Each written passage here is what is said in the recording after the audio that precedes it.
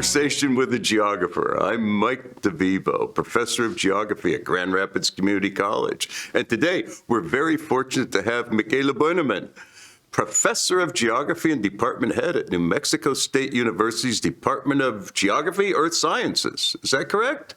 It's Geography and Environmental Studies. Geography and Environmental Studies. Thank you so much for being here today. Thank you. It's an honor to be here. As we start with many of these interviews, I'd like to ask you what really inspired you to pursue geography, and perhaps you could reflect upon your childhood, your background, your undergraduate studies, and even your graduate studies. Would you care to discuss that? Well, I think I've been a lifelong geographer. Growing up, I've always enjoyed to travel, and I was fortunate that my parents would take my sister and me on annual vacations to places such as Tunisia. So I've always, getting to know other cultures, seeing other landscapes. I've always been drawn to the drylands, growing up in Germany where it was wet and cloudy most of the time, or much of the time, I should say. It was always nice to get away and see something different. My dad also, I grew up in a non-academic household, so I'm a first-generation college graduate. But my dad was somewhat of a mechanical engineer, and he's traveled all over the world for his job. And so my mom would always get out the atlas and show me where he was at any given point in time. And he would come back, with stories and woodwork and wall hangings. And so I've always been drawn to other places. So I think it started pretty early on. Of course, we had geography in schools in Germany. And so, I early on learned about things like land degradation and, things that I'm still very curious about today. So, I think I also had a friend who is now a high school teacher in Germany, and she was a geography student at the time. So I would actually join her for some of her university classes when I was still in high school. And so, I don't know, I've been a geographer for a long time, and every exposure that I've had to geography in school and later in college only made me want to be a geographer even more. Well, it's very interesting. And I think for our viewers and listeners, they would be interested to know really how the schooling with regard to geography in Germany is different than it is in the U.S. Would you care to comment? Sure. I mean, it's been, I've been in the U.S. now for a little over 2 decades, so I've been out of the school system there for a while, though. As I noted, my friend is a geography high school teacher now, so every now and then I get a little exposure to what she does in her classes. Here in New Mexico, they don't teach geography in schools at all, which I find, I think that's a huge problem, but that's a separate conversation. In German schools, the focus tends to be more on human geography, but they oftentimes work with somewhat of a physical geographical template to look at environmental issues. They do a lot of comparative studies between places to see how, locations are similar or different and why they evolve in different directions. And so, geography is taught in high schools from, I think, 5th grade on. And in later years, students, if they choose to do so, they can specialize in geography as well. So usually in 10th grade, you have to pick a couple of topics that you want to emphasize, and geography can be one of those. So geography and history is a critical part of the curriculum. In the primary grades, don't you explore in some detail the location that you happen to be residing in? Yeah, like in elementary school, there's usually with maps as well. And then even though it's not called geography, they have classes in the social sciences and natural sciences, and they certainly touch on geographic topics in those. Mm-hmm. And so you went to university in Germany and you studied geography. Would you care to comment on individuals that influenced you there? Yeah, well, so actually, when I first started studying geography in Germany, I pursued a degree in geography with minors in media sciences and languages, and the emphasis was on tourism. So I got into geography because I wanted to travel, and I thought if I focused on tourism, that would be the way to go. And there were a number of influential professors at my university in Germany, mostly through we had a pretty strong field tradition there. So I was fortunate enough to go on a field trip to Norway, on a field trip to northern New Mexico, southern Colorado. We had a number of one-day field trips that were more regional, but just, learning how to read the landscape and to analyze and interpret landscapes, something that I sometimes call landscape forensics these days. I think that really stuck with me from an early age. But, the person who probably ended up changing my life is Professor Hans-Joachim Späth, who was a professor at the University of Oklahoma in Norman, who spent a sabbatical in Germany. And he taught a class on national parks. He's the one who took students on that field trip to the U.S. Southwest. And he asked if I wanted to study abroad for a year to learn more about geotechniques. And I'd always had a thing for the U.S., especially the Western U.S. And so, but like I said, I didn't grow up in an academic household. I had no idea how to do a study abroad here. And so through this connection, I was fortunate enough to come to the U.S., the University of Oklahoma, as an exchange student. And then never went back.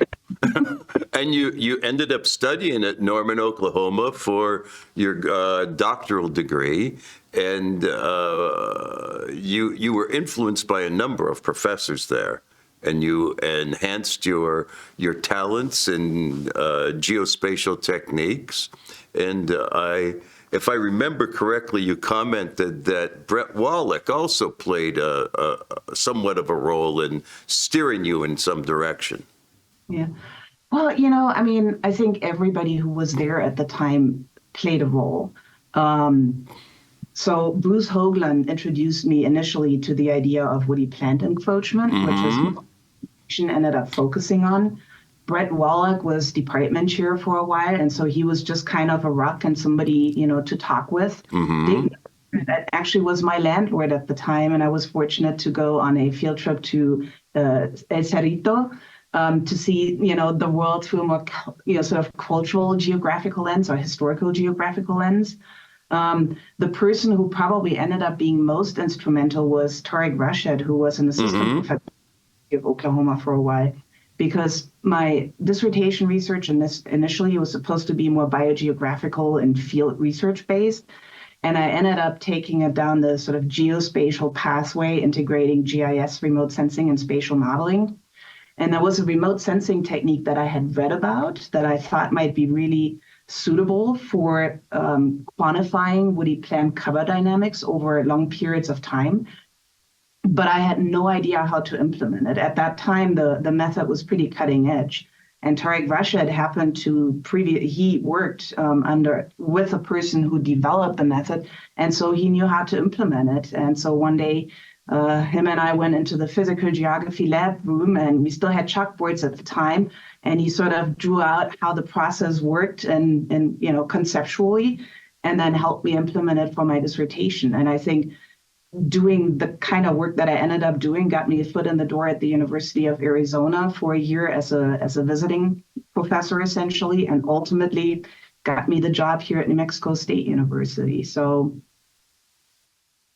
well, there's certainly demand for one with expertise in arid lands, especially from a biogeographical perspective, and then also one that can apply techniques, the geospatial technologies, to attempting to resolve issues or understand problems such as environmental degradation further. And you've branched out quite a bit beyond the applied kind of research. Would you care to talk about some of your other research? Well, I would argue that much of my research integrates GIS, remote sensing, and spatial modeling, but the application areas are quite diverse. So initially, my focus was really on drylands. I just love grasslands, deserts, savannas. I like blue skies, dry conditions, that kind of thing. So a lot of my work has focused on, quantifying vegetation dynamics in drylands, looking at things like land degradation. But when I started at New Mexico State University in 2008, a colleague of mine in the biology department, Dr. Catherine Hanley, was looking for a remote sensing person to help her with some work she was doing in Senegal. And I started collaborating with her on that. And so through that, I mean, we are now looking at 15 years of collaboration. We've done research on 4 continents together and actually traveled to these continents. So we've done work in Senegal, Sarawak, in Malaysian Borneo. We've done work in Brazil, and most recently we've done a lot of work in Panama. And that work, seeks to better understand processes of spillover and spillback. So we're looking at vector-borne diseases, mostly diseases that are transmitted by mosquitoes. And so usually my work involves helping with the sampling design. So I do remote sensing analyses to, let's say, get information on land cover, and then we stratify random samples for their mosquito traps, and then they usually end up collecting the data. Once they've got the data, then I bring it back and develop, habitat suitability models, that kind of thing. But so I ended up doing a lot of work in the tropics as well. And you've also collaborated with colleagues outside of geography with regard to pollution in China. I have done that also. Yes, that was more of a side project, but I've always that's one of the things I like about geography, and I should give a nod here to Billy Turner. He's probably been one of the most influential geographers for me in terms of just the work he's written. I really like his way of thinking about geography as a holistic discipline. I like this idea of the sort of specialist synthesis approach. And I've always liked doing multidisciplinary, transdisciplinary, and interdisciplinary work. And I've worked with people from diverse disciplines. And it's always a little challenging at first because we sometimes do speak different languages. We do have different ideas of how samples should be collected. Oftentimes it's the trade-off. A lot of my colleagues would prefer sampling in fewer locations, but repeatedly over time, whereas I usually advocate for having more samples across space. And so it's challenging, but incredibly rewarding. And There's been some interest in assessing geography as a discipline and in the teaching of geography for the current century. And you were involved in the symposium and collaborated with other geographers in writing about what the prospects were for our discipline in the 21st century, what direction maybe the curriculum should go. Would you care to comment on that as well? Well, I think we agree that geography has tremendous value to addressing many of the big issues we're facing today, right? Including climate change, including environmental degradation, and many other kinds of phenomena. So I think, as we think about teaching geography, I think we need to make sure that what we teach is relevant. I support basic research, but I think applied work is really important. And I think giving our students the critical thinking skills and the spatial, geographic, geospatial thinking skills to solve these problems is really important. So I'm a huge fan of, inclusive teaching, of very student-centered teaching, and just hands-on work in the classroom that translates into, potentially actionable, how should I put it? Policies potentially outside. Or curricular changes to keep up with the changing times. One thing that struck me about this bit of research that you all engaged in was that there were certain desired outcomes with regard to addressing social justice and climate change. And although climate change might have been addressed in geography curricula in the U.S. in the last century and the latter part of the last century, social justice was pretty much an aside. And I would argue that it's, to some degree, a paradigm in American geographic thought today, that social justice is a very important theme for geographers to pursue. Mm-hmm. Yeah, I agree. Yeah. Well, let's talk about your own teaching. What do you teach at New Mexico State? Well, I teach a diversity of courses, really. I have taught classes in physical geography, human environment geography, I teach a lot of our methods classes. So to name just a few, in terms of methods, I teach a cartography and GIS course pretty regularly. I teach introductory and advanced remote sensing courses. I've taught field methods. I'm currently teaching a research design course this is for graduate students with a colleague of mine. There's a map use class that I've taught. And then I've taught geographic theory and application, our required sort of theory seminar for incoming grad students. And then, classes like Southwestern environments, physical geography. So pretty much across the board. That's great. And your department has recently collaborated with the University of New Mexico to develop a doctoral program in geography. That must have been very challenging, but it certainly shows potential for being really hugely rewarding to combine the faculty of both the Las Cruces campus and the Albuquerque campus. How did that come about? Well, this came about actually, probably almost a decade at this point, quite a while back, when both departments were relatively small, and we knew that we weren't able to, independently run a PhD program. But we had faculty who had come out of the joint PhD program at UCSB, SDSU. So they had a little experience with this kind of collaborative effort.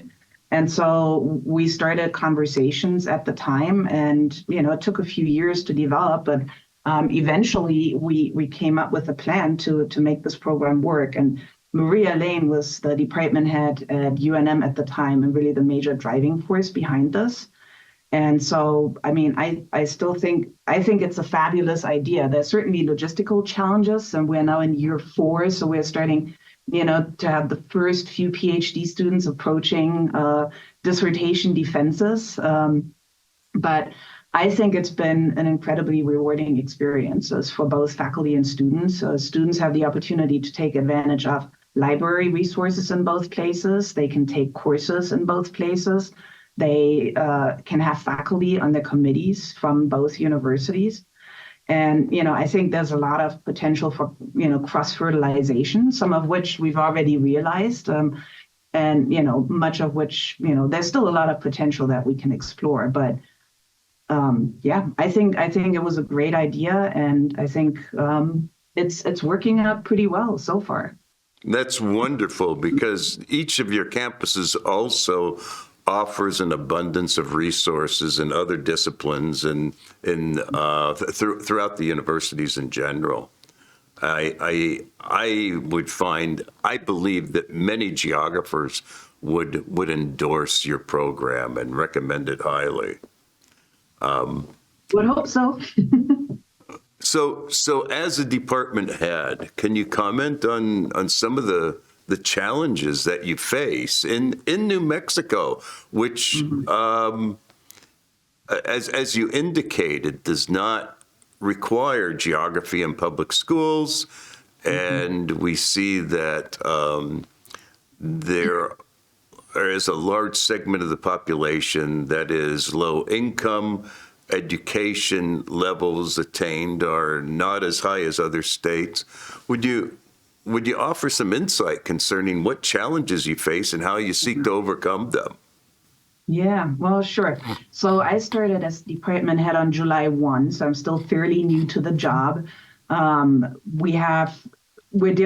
graduate program is quite healthy, but our undergraduate program has seen pretty significant declines in both enrollment and majors.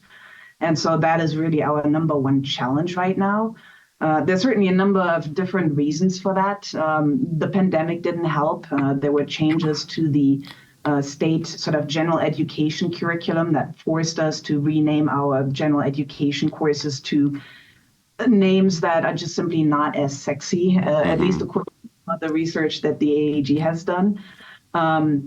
We have a community college just around the corner that's offering some of our general education courses, so we're not really recruiting through those as effectively as we used to.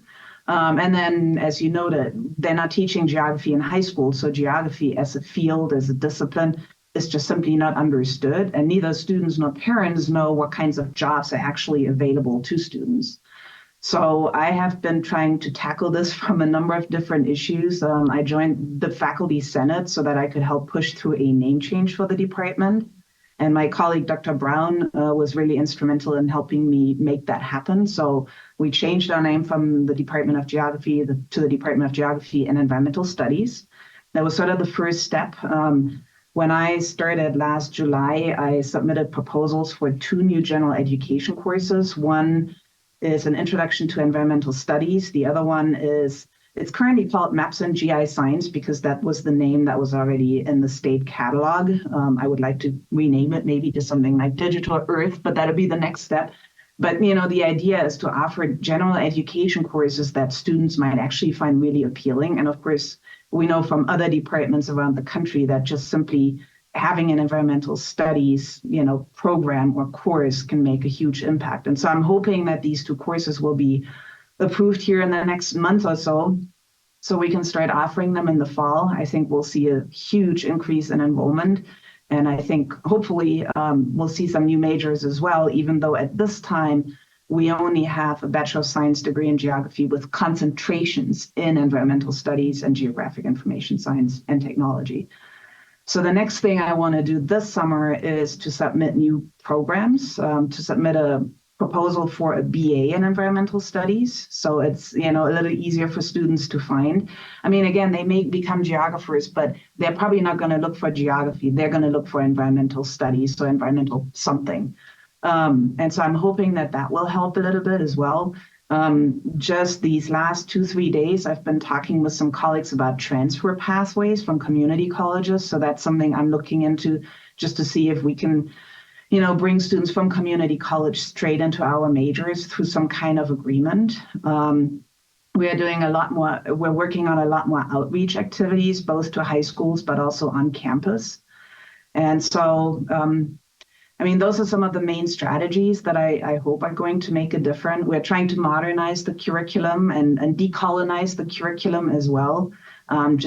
Changing course names, trying to create a curriculum that is perhaps just a little more flexible, a little more modern.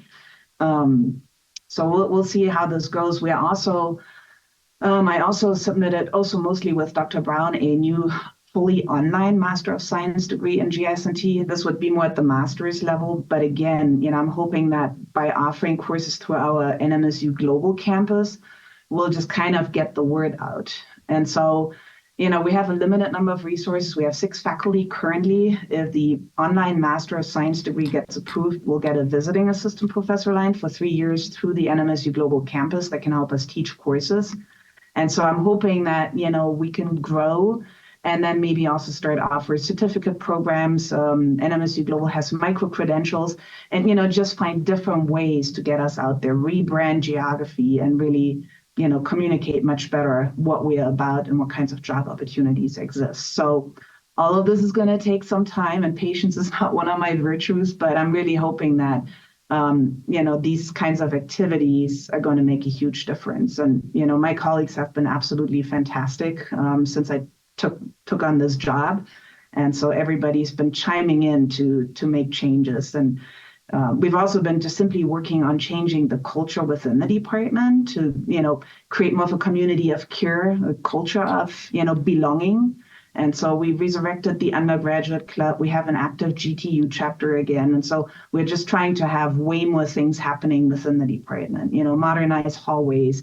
So there's a lot of stuff going on. It's not happening overnight, but hopefully cumulatively it'll make a huge difference.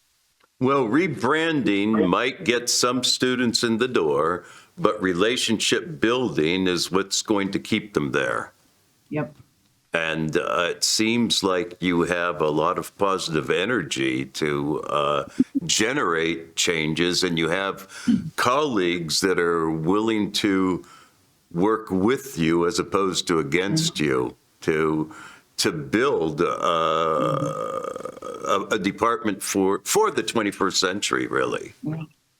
Well, when this job became available, the deans asked those who had applied for the job to share they asked us to share our vision with faculty, staff, and colleagues.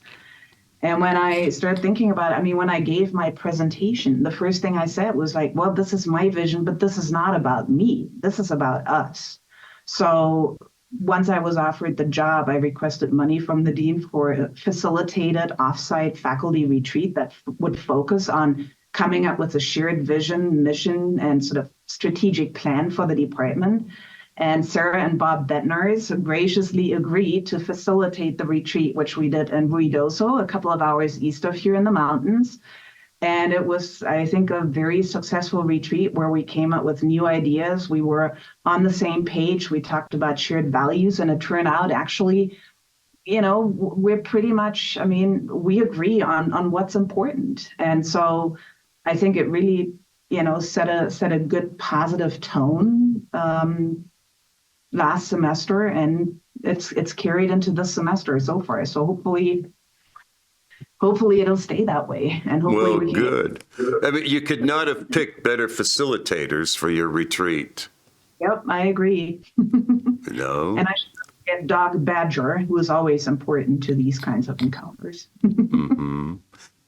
Let's talk about your service to the AAG, the American Association of Geographers.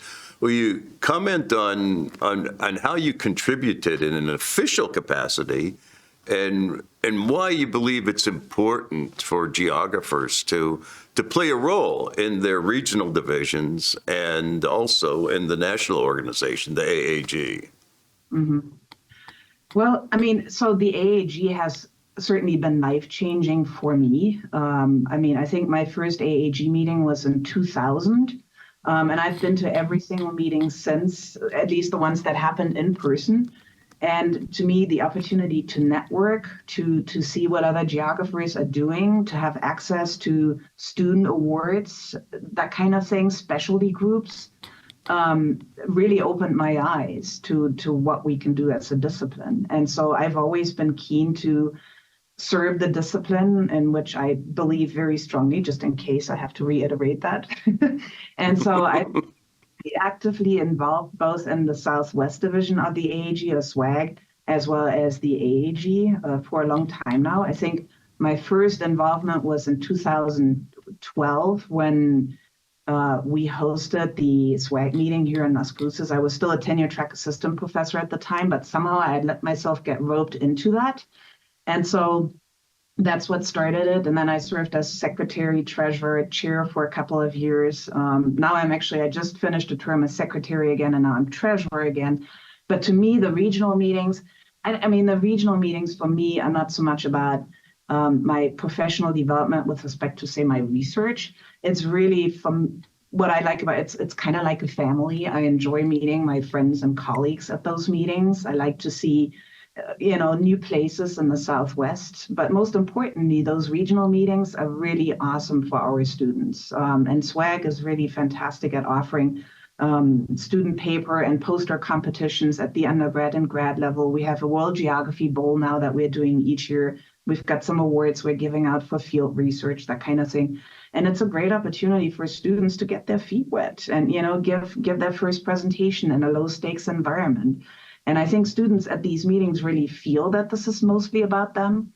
And so just seeing them thrive is incredibly rewarding. So, I really enjoy those regional meetings, and I think our students do too. And I just wish that more faculty would participate. It's usually the same ones that go. And I think a lot of my colleagues are missing out on what, those regional meetings have to offer. But so that's SWAG. And then within the AAG, I think my first service, and this was kind of a teaching moment for me, was when Steve Yoel, who is now retired from the University of Arizona, suggested that I, basically stand for election as an officer in the remote sensing specialty group. And he sort of highlighted the importance of participating in those specialty groups. And so I did that and became involved with that group and, was active in it for a number of years and really enjoyed meeting people who shared that interest and, giving out student awards. Again, students are oftentimes the focus of what we do. And then, I served as a regional counselor for SWAG on the AAG Council, which was a very rewarding experience. I mean, again, meeting geographers from different parts of the disciplines, different parts of the country has been incredibly rewarding.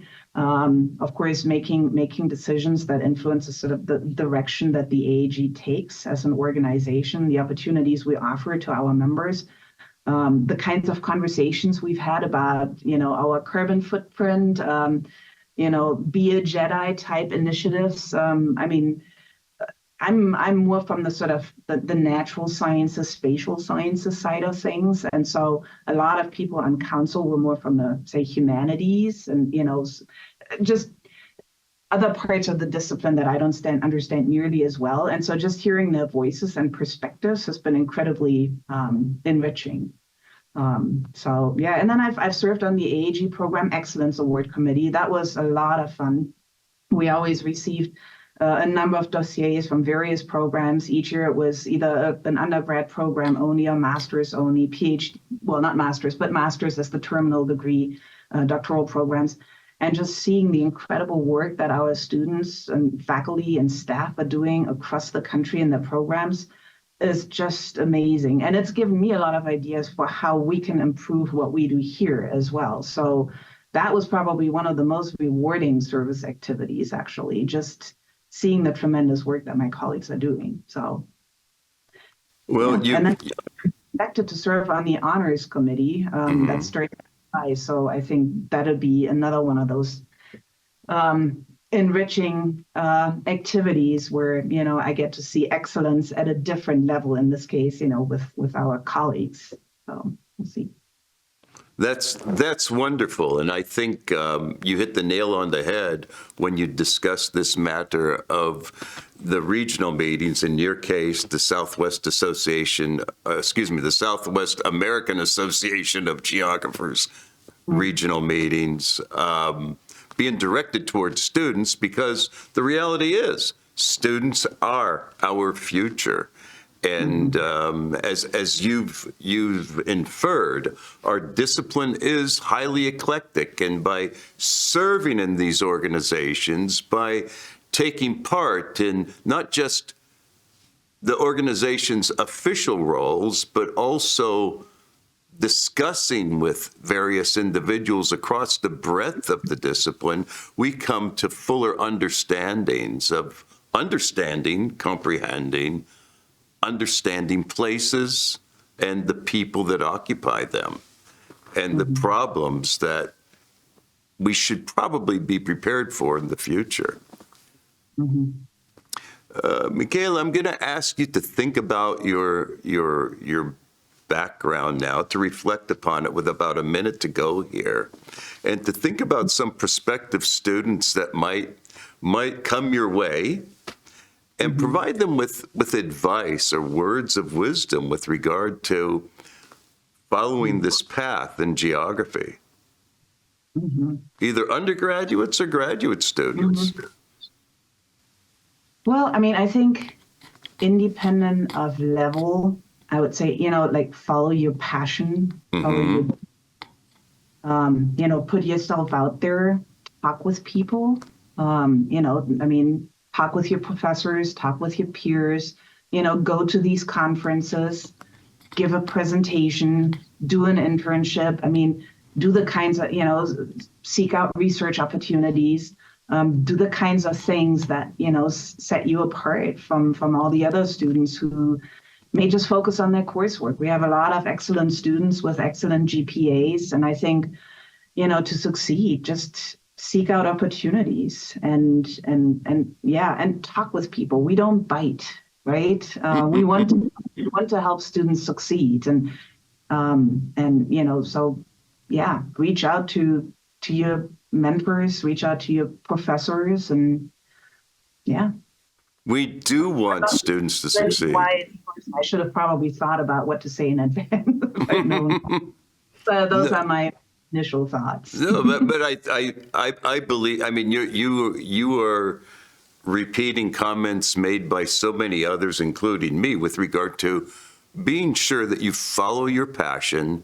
Students should follow their passion and be engaged. Yeah. Yeah, and don't let others tell you what you can do.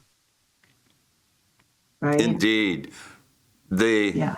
the sky's the limit in so many ways. Yep. Well, Michaela, thank you so much for joining us today. This has been a great pleasure. Well, the pleasure was all mine. Thank you so much. That You're was so welcome. And this concludes this episode of Conversation with a Geographer. Thank you.